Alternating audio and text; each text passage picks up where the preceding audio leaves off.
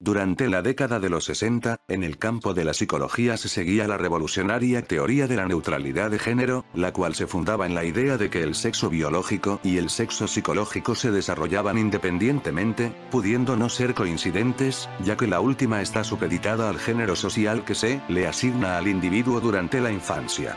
Idea que abrió la puerta a toda una serie de tratamientos con terribles consecuencias, destinados a resolver los problemas de identidad sexual.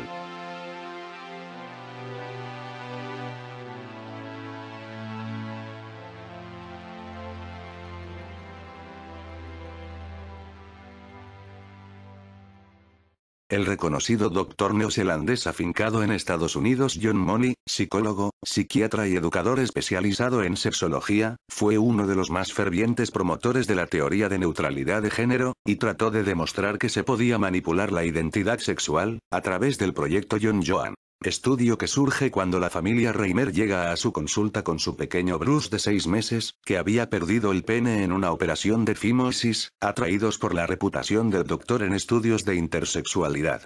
Tras examinar el caso, Money les comentó que lamentablemente la reconstrucción del pene era totalmente imposible, por lo que les propuso un cambio de sexo, ya que era solo un bebé sin identidad sexual, pues esta se la impondrían ellos criándolo como niña.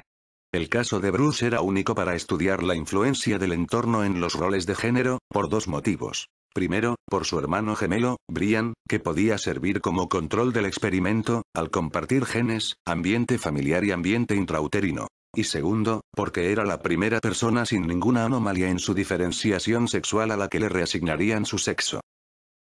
Los padres siguieron las indicaciones del especialista, y sometieron al pequeño a una intervención de cambio de sexo, donde le extirparon los testículos y se le modeló una rudimentaria vagina externa, tras lo cual, solo quedaría acompañar su desarrollo con un fuerte tratamiento hormonal y hacerle creer que era una mujer, tratándola como tal, así su identidad sexual se formaría en este sentido asumiendo su rol.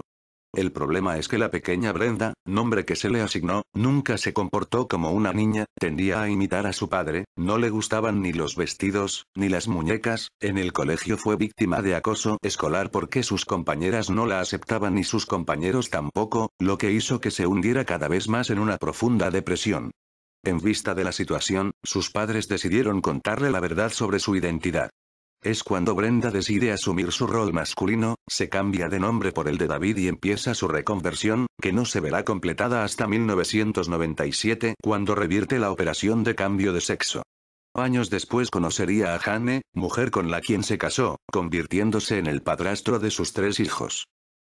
No obstante, para entonces el famoso doctor ya había concluido el proyecto registrando el caso como de total éxito, prueba que avalaba la teoría de neutralidad de género.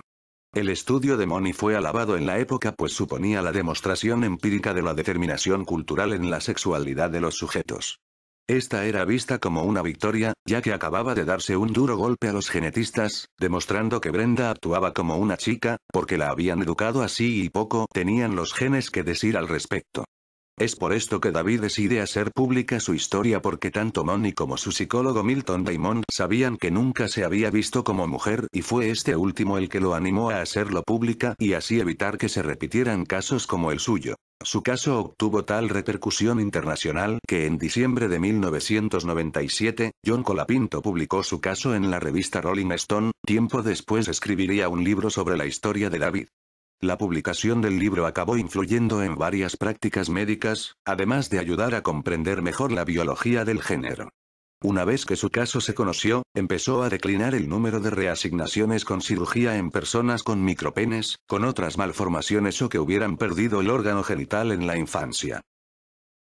Años después el protagonista de esta historia tendría un final trágico. A la complicada relación con sus padres, se sumaría la muerte de su hermano gemelo Brian, por una sobredosis de antidepresivos, la falta de empleo y la separación de su mujer, provocarían que David se fuera de casa y no volviera. El 5 de mayo del 2004, la policía llamó a su esposa para comunicarle que habían encontrado a David, pero no le quisieron decir en dónde. Volvieron a llamar 2 horas después, informándole que su esposo se había suicidado con un disparo en la cabeza.